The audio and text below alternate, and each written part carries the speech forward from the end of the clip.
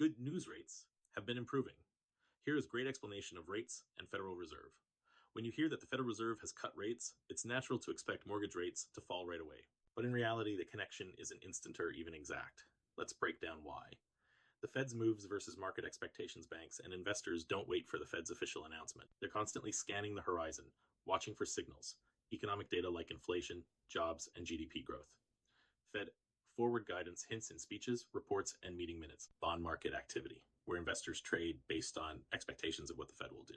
So by the time the Fed actually announces a cut, markets and banks may have already adjusted. Why your bank doesn't instantly slash rates.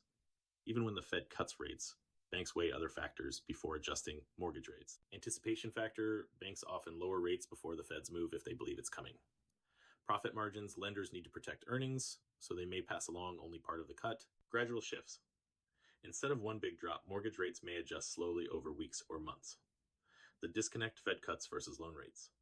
Think of Fed rate cuts as one piece of a much larger puzzle. Other forces shape your mortgage rate, including global economic trends, supply and demand for mortgages, competition between lenders. This is why you might not see your loan rate move in lockstep with the Fed. A real-world example, imagine the Fed lowers rates by 0.25%.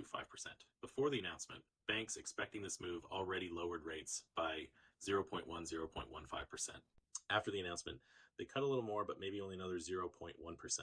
Result, borrowers don't see the full 0.25% reflected in their mortgage rate right away.